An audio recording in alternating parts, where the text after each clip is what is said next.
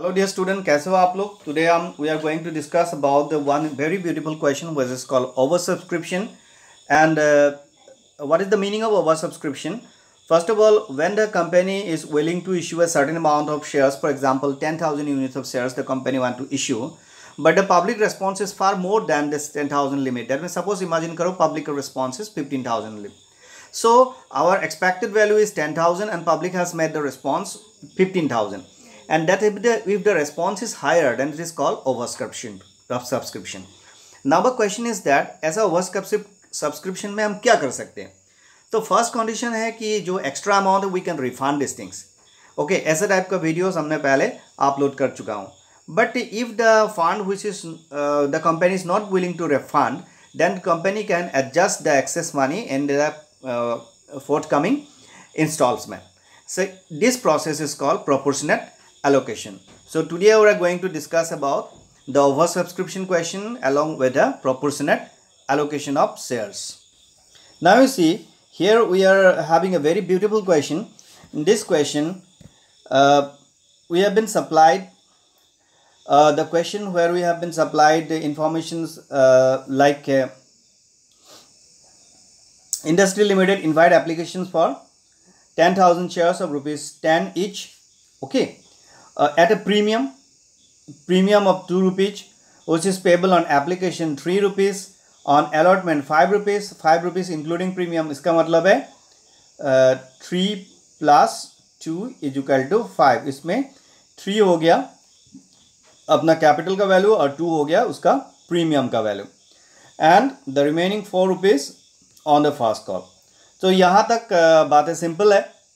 And इसके लिए over subscription इसलिए हो गया कि ये क्वेश्चन 10,000 मांगा था, लेकिन पब्लिक रिस्पॉन्स कितना है 15,000 है, जो 10,000 से काफ़ी ज़्यादा है, इसलिए इसको बोला गया है ओवर सब्सक्रिप्शन. इस ओवर सब्सक्राइब वैल्यू में से कितना ओवर सब्सक्राइब है? हमारे पास 5,000 ओवर सब्सक्राइब है. इस ओवर सब्सक्राइब 5,000 को हम नंबर 1 क्या कर सकते हैं, इसको रिफंड कर सकते हैं. और अगर हम इसको रिफंड नहीं करेंगे तो इसको क्या कर सकते हैं, प्रो राटा एडजस्ट कर सकते हैं. और यहाँ पे फिलहाल इस क्वेश्चन में क्या बोल रहा है कि रिफंड के बारे में नहीं बोला है, इसमें क्या बोला है कि प्रो राटा बेसिस में एलोकेशन करने के लिए बोला है. लेकिन सेकंड ऑप्शंस के बारे में हमें बताया गया है. साथ ही साथ इस क्वेश्चन में और एक इंटरेस्टिंग ट्विस्ट है कि expenses on issue of shares, expenses on issue of shares जो हमने पहले नहीं सीखा है, इसके बारे में भी 10,000 का फिगर के बारे में जिक्र किया है. कुल मिला के ये क्वेश्चन बहुत ही ब्यूटीफुल और बहुत ही इंटरेस्टिंग है. ठीक है, सबसे पहले इस क्वेश्चन का थोड़ा सा वर्कआउट देख लेते हैं.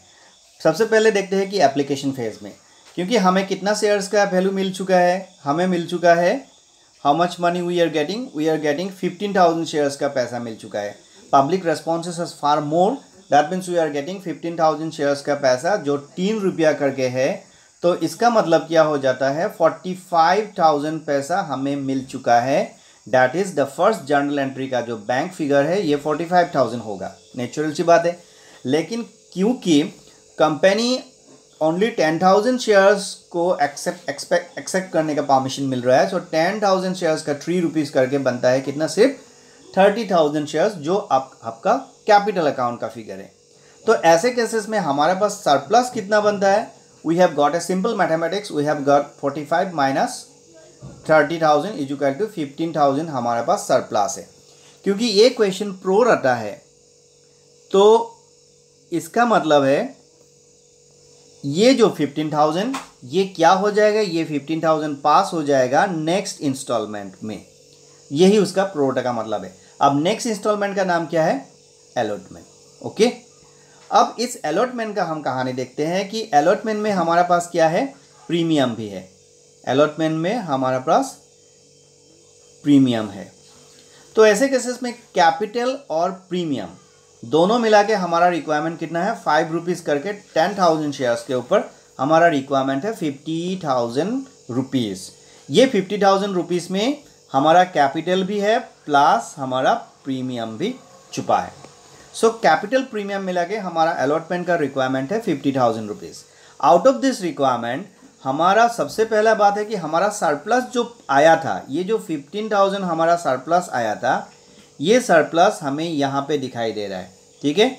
ये सरप्लस हम कहाँ दिखाई दे रहा है, यहाँ पे। तो ये सरप्लस माइनस कर देने के बाद हमारे पास क्या बनता है, जो हमारा रिक्वायरमेंट जो है, हमें पैसा कितना मिलना चाहिए, हमें पैसा मिलना चाहिए 35,000। ये हो जाएगा हमारे लिए बैंक का वैल्यू। क्योंकि इस क्वेश्चन में कोई अनपेड वैल्यू का कहानी नहीं है, तो नेचुरली हम एक्सपेक्ट कर सकते हैं पूरा 35,000 हमें मिलना चाहिए।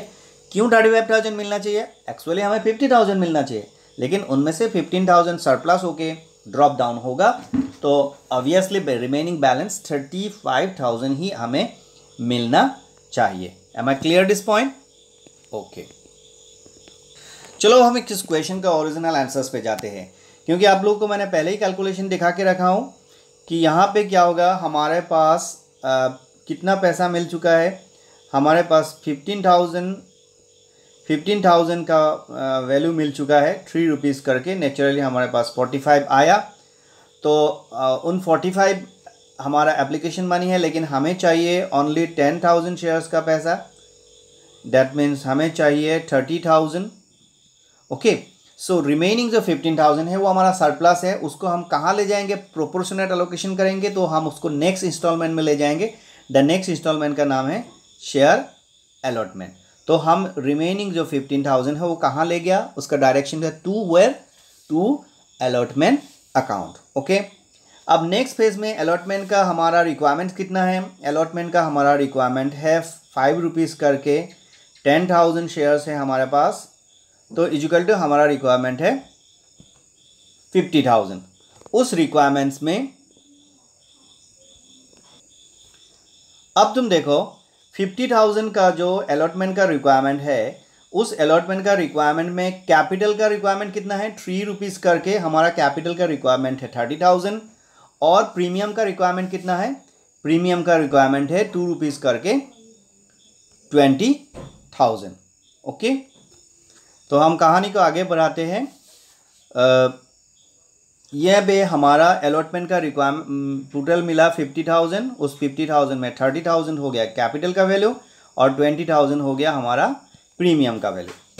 अब हमें क्या है, हमने पहले ही बता चुका हूँ, बैंक में हमें कितना चाहिए, 35,000 ही चाहिए, क्योंकि हमने 50,000 में से 15,000 ऑलरेडी हमने ड्रॉप डाउन किया है एप्लीकेशन से, तो हमें चाहिए ओनली 35,000। बात क्लियर? अब फर्स्ट कॉल में 4 रुपया करके 10,000 के ऊपर सिंपल मैथमेटिक्स है, 4 रुपीज़ करके आपको चाहिए 40,000। तो बैंक में भी आपको मिलेगा कितना, एग्जैक्टली कोई भी डिफॉल्टर्स नहीं है, there is no defaulters, that means I will definitely get 40,000 40,000। यहाँ तक बात सिंपल है, ठीक है। अब इस क्वेश्चन में और एक बढ़िया सा ट्विस्ट है, वो है कि शेयर इश्यू एक्सपेंसेस। क्योंकि शेयर को इसको बेचने का समय में हमें कुछ एक्सपेंसेस हो रहा है, उसका वैल्यू क्वेश्चन में दिया हुआ है, दैट इज क्वेश्चन वैल्यू है 10,000। अब शेयर इश्यू एक्सपेंसेस को क्या करना है, उसके लिए आप फिर से एक बार देखो, आपका पास जो प्रीमियम था वो प्रीमियम था 20,000।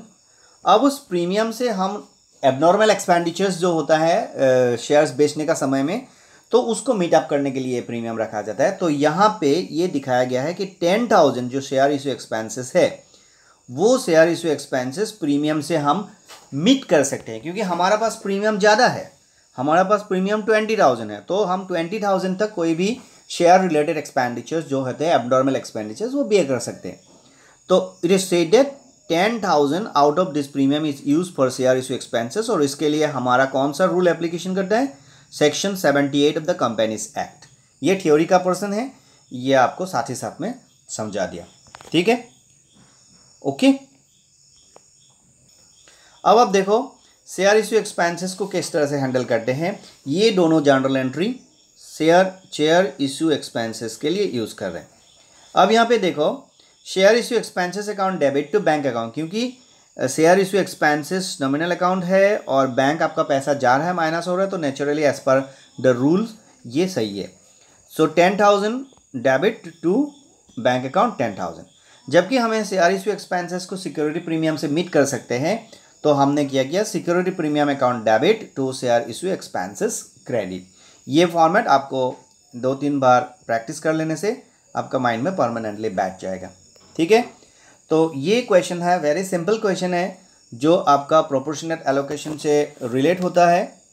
और प्रोपोर्शनेट एलोकेशन का क्वेश्चन या प्रोराटा क्वेश्चन का क्वेश्चन डेफिनेटली ओवर सब्सक्रिप्शन के साथ जुड़े रहते हैं।